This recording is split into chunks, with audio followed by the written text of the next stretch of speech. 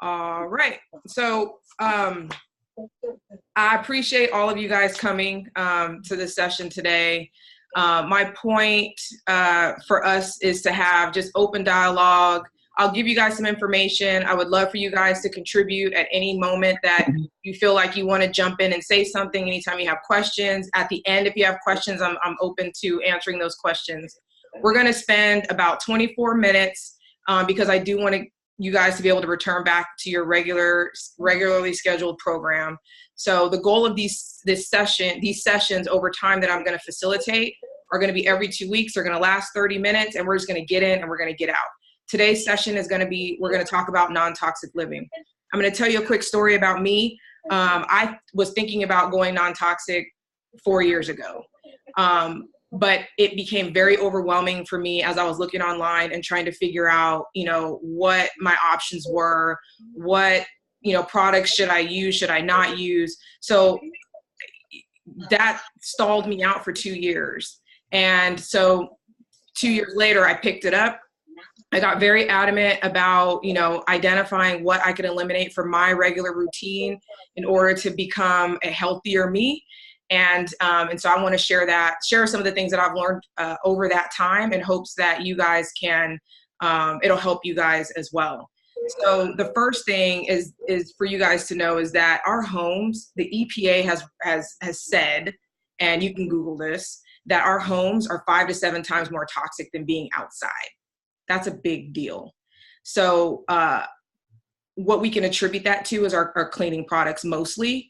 But you can also attribute that to the things that you're putting on your body, cosmetics, etc. So again, I'm here to tell you how you can detox your home, why you need to, and just give you kind of those practical and simple steps on how you do it.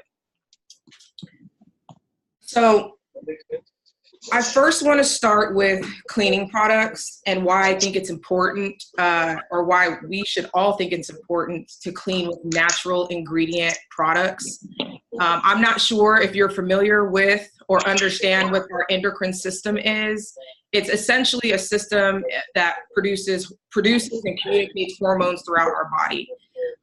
When we're cleaning with conventional cleaning products, which are toxic, it could have an impact on our respiratory system. It can have an impact on our cellular health. It has an impact on our thyroid. Again, I talked about our endocrine system, and within our endocrine system, we have our pituitary gland. That pituitary gland is communicating out to our various other glands that are in this communication system. So our thyroid, as an example, our adrenal glands, and our mental clarity, right? So all those things tied together have an effect on your mental clarity, especially when you're, quite frankly, poisoning it with toxic chemicals. Why are we in the United States more susceptible, or not more susceptible, but why do we have more access to toxic chemicals within our products when places like Europe or Japan limit their toxic ingredients? It goes back to an act that was put into place. It was about 1976 that allowed chemical usage to be grandfathered in. And there were about 60,000 chemicals at that time that were grandfathered into this Toxic Substance Control Act. And so any new chemicals that come into play today, those chemicals are highly scrutinized. But for any chemicals prior to 1976, they're not. And it's on the onus of the merchant who's making that product to, have their chemical tested, and to self-submit that their particular, chemical that they're using is toxic. So I talked about Europe a minute ago. We ban maybe 11 toxic chemicals, where places like Europe banned over 1,300. So just put that into perspective. So we're using 1,300 more toxic chemicals than a place like Europe. With that in mind, I want to say that we only have a few minutes here. I'm going to post this topic as a series in my Facebook, on my Facebook page. So what you get from me here today, you'll get more of in a series of posts on my Facebook page. They'll be a lot more descriptive. You can read all those things on your own. So again, I'm going quickly, but just know that you'll have that information available to you through a series of posts that I'm going to put on my page. If you're not on my page yet, get on there. Okay, so as it relates to toxic chemicals, people might say, well, I've been using this product for years. Like, I've been using it forever and nothing's happened to me. I would be one to have said the same thing, but I want you guys to think about accumulation. As you're using these products, and a merchant might say, well, we only use 0.01% of this particular toxic chemical in our product. Well, great, but some chemicals don't just pass. They stay in your body and they accumulate over time. The longer that these toxins are accumulating in your body, the less sustainable it is for your body. So I'm an example of that. I had used, for the chemicals that I can no longer use, that my body is essentially rejecting, I have an allergic or contact dermatitis response to, it was in all of my products. It was in products that I had been using over several years. So I fully understand what bioaccumulation means, and I understand how it can be impactful. So I want you to think about that for a second and think about how accumulation in your body and how that carries over into, if you're pregnant, and how that could carry over into your womb or into, your infants. So I think what people might ask is, well, great, that's fabulous. Well, what can I do about it? Well, there's a few things that you can do. One is becoming aware, and you're here today. So you're here, you want to become aware. That means you have interest in understanding how you can eliminate, toxic chemicals in your home. Well, that's the second step, is doing that. Doing it slowly, because I know that this could be overwhelming for some people. So you want to, slowly start to focus on what in your home you can begin to eliminate in order to, get rid of some of those toxic chemicals from your regimen. Educate yourself on the ingredients. There is a laundry list of ingredients. I, for one, learned how to educate myself on ingredients with several of my friends, and it's been a very interesting journey. I've spent hundreds of hours researching, ingredients on a bottle. Why not? If you're sitting there watching TV and you got a bottle and you want to check it out, just check it out. Bring it to you. Even if you're reading, stop reading the book, get a bottle and educate yourself and read through, what some of these chemicals mean and what they could potentially do harmful to your body, or if they're good, learn what some good ingredients are. Again, you don't have to replace everything right away.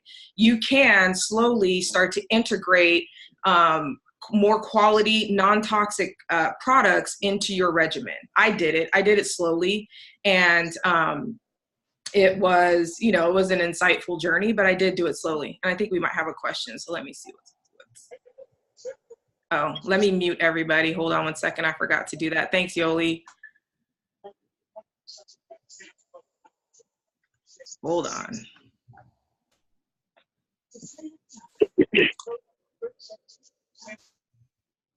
All right. I think we have everyone muted. Give me one more second. I'm just muting everybody. All right. I think we got everybody muted. Thanks for that reminder, Yoli. I should have done it at the beginning. I appreciate that. Okay. So getting back to what we were saying. So now it's time to think about, what products am I going to switch out first? Obviously, you want to switch out your cleaning products first. That would be my recommendation, because let's just put it into perspective. You probably have, I don't know, 10 different cleaning products, maybe less. Maybe you have 5. So for me, I started with initially replacing cleaning products. I replaced my house cleaner. I replaced all my cleaners with the house cleaner, and that house cleaner was our Thieves household cleaner. So some of you might not know, I didn't say this earlier, I do work for Young Living. I highly respect their products. They're pure. So I'll get more into Young Living products in a second. But when you think about what you can replace, house cleaners would be one that I start with. I would start with my laundry detergent. I would start with my dish soap. one particular experience for me was I started with laundry and dish soap. And when I did that, I went to the store. I bought a natural, environmentally friendly laundry detergent and dish soap. And ultimately, that's when my troubles began, as a matter of fact. Well, my obvious troubles, my dermatitis response to the chemicals, that's when they started. And it took me about 9 months to figure out what was going on. And I realized that inside these natural products, they were using synthetic preservatives. When I say natural products, I mean go for something that's 100% plant-based, not something that's claiming to be all natural. You really have to know your ingredients to be able to identify that, because quite frankly, these merchants just lie to us. These companies will just lie to you, and they'll tell you their product is organic or it's, all natural, and it's not. And that's the unfortunate part of this. And that's what kind of makes this a little bit more overwhelming than it should be. So again, synthetic preservatives was a big one for me within our dish soap and our laundry soap. Dryer sheets emit so many chemicals into your home. So that again goes back to why our homes are 5 to 7 more times more toxic than outside, because we're constantly emitting these toxic chemicals into our environment. Like I said, dryer sheets, air fresheners, I just don't do them. I use essential oils for scents around my home, while they're also giving me other, positive attributes. So, with that said, I want to talk a little bit about how you can effectively replace cleaners in your home. So I, again, use Young Living's Thieves products. You might know of Young Living for their, essential oils and their purity. And I know a lot of people aren't big on essential oils. We're partially not here for that today, but I'm always talking about essential oils. So I'll say, it's not about oils today, but it kind of is, right? Because Young Living has a Thieves cleaner line, but they have a Thieves line. Included in that line is the Thieves cleaner. So if your goal after today is say, you know what, I want to get rid of all my house cleaners. I don't use anything in my home but Thieves cleaner for my floors, for my, I use it for my countertops. I clean my bathrooms with it. And there's different potencies you can make. It comes in a bottle that's highly concentrated. So you can make different potencies of Thieves cleaner in a 16-ounce spray bottle on your own. So typically one would use 2 capfuls. It comes with 60 capfuls. So when you decide, how long this will last or how much, it would cost you over time, there's 29 16-ounce bottles worth of product in one bottle of Thieves cleaner. To me, it's fairly cheap. It's $22 wholesale, $29 retail. And it's ultimately the one thing, like I said, that I use. I've had my same bottle for a year. I think I'm just now running out. And there's probably people on this phone or on this call today who use that product and can attest to its life expectancy. It is the oils within this particular product. So it's made with essential oils and obviously other plant-based chemicals to, make sure you don't have oil sitting at the top of water. And those oils have the constituents within those oils make it so that it can, it's antimicrobial, it's antibacterial. So I've essentially replaced it with bleach. Bleach might, in your opinion, the facts are the facts, right? Bleach bleaches mold, and it does kill some variants of mold. Thieves cleaner will do the same. You spray it, but you got to scrub it, right? Because Thieves cleaner is not going to bleach your mold.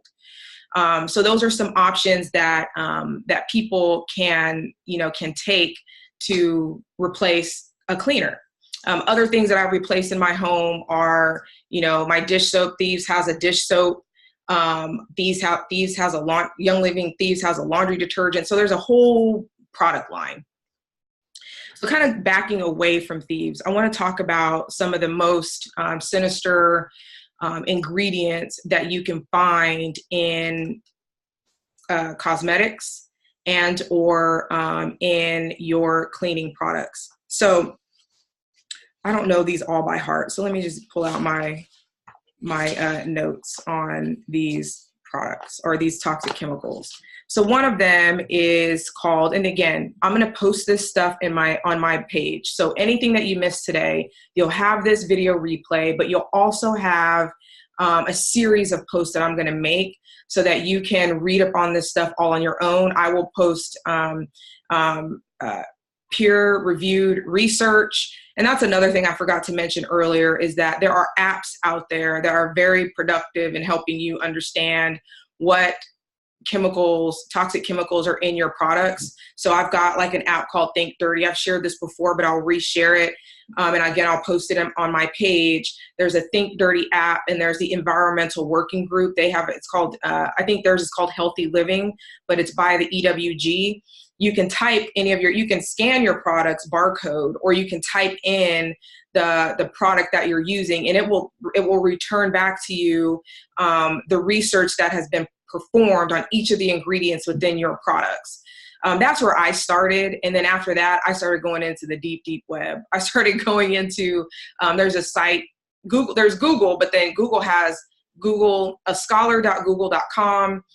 That's where a lot of peer-reviewed research is. So this is research. It's not somebody's blog. It's not what somebody thinks.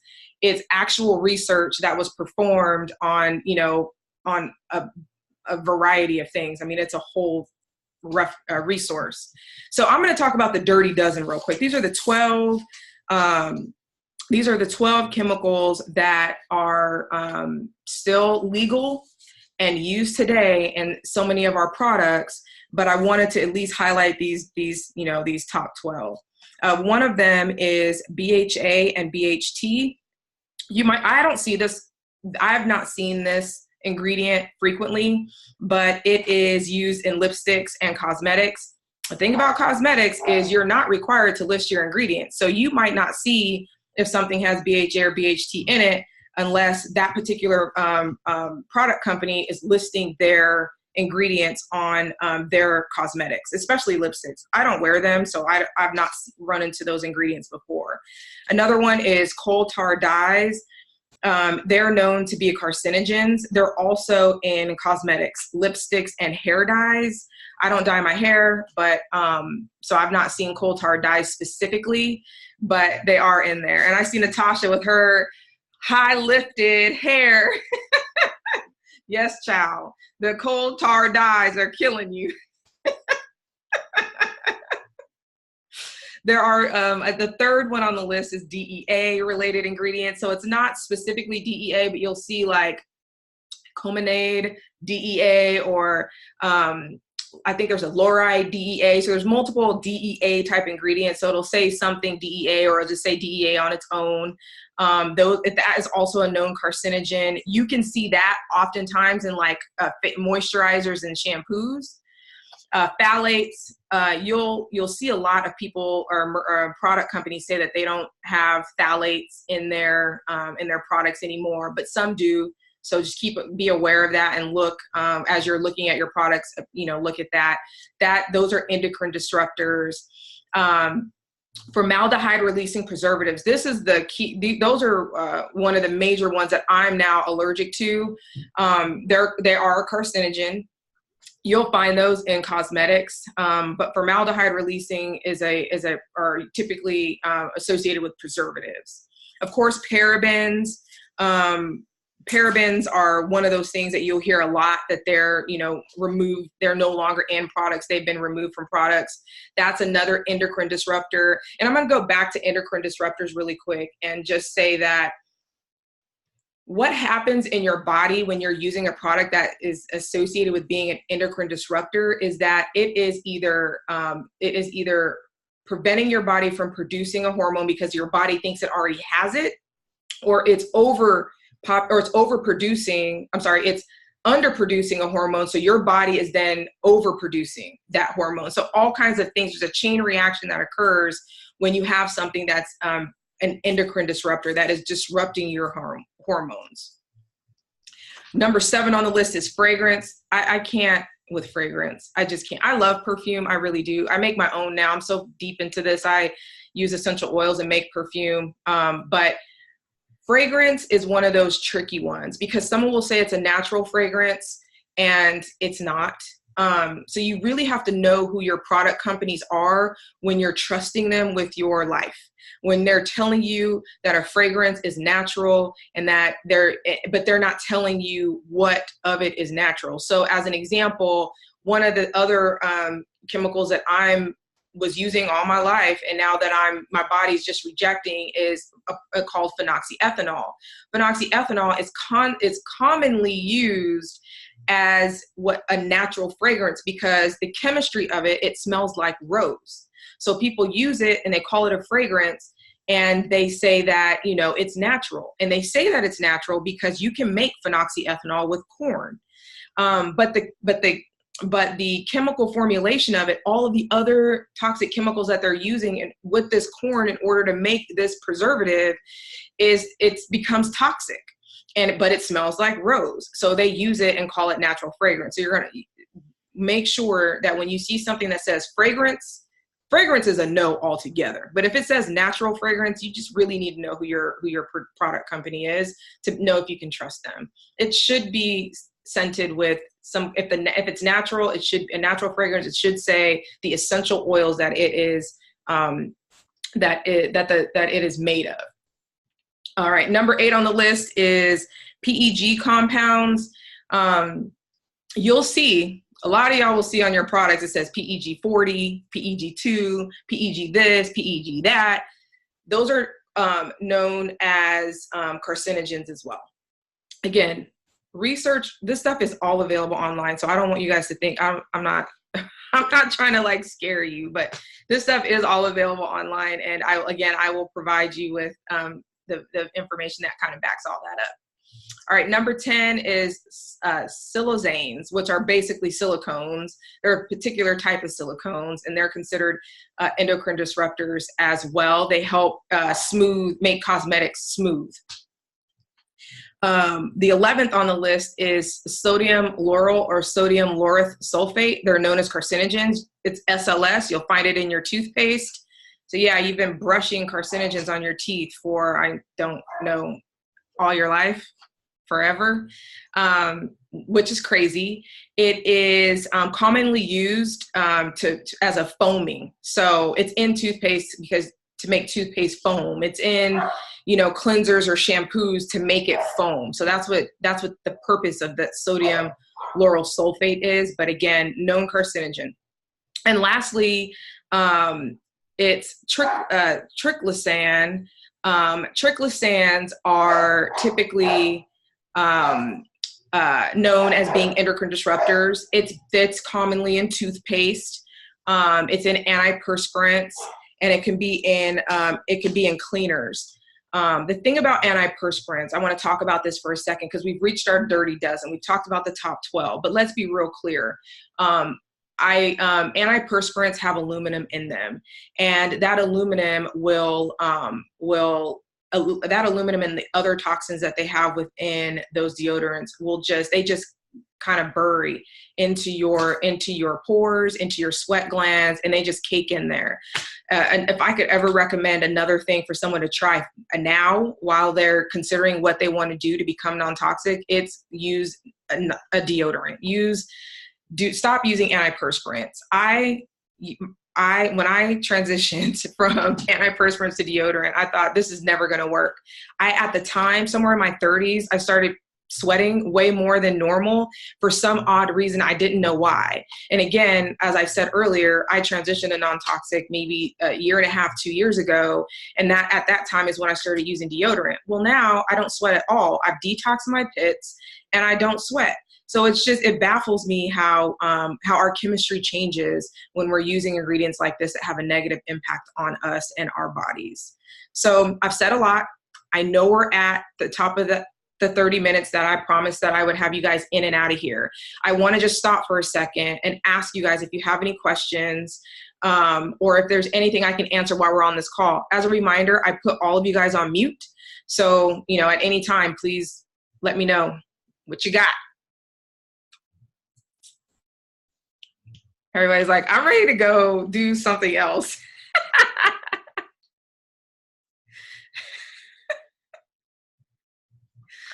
All right. Well, look, I made it. I finished on time. My goal again is to have you guys in here for 30 minutes. My next session is going to be in 2 weeks. In 2 weeks, we'll talk about essential oils, and then after that, we'll go a little bit deeper into essential oils. So if there are no questions, I will let you guys go in this 30 minutes, and I really appreciate you guys coming and listening to me today. Bye-bye. Great job, homie. Thank you.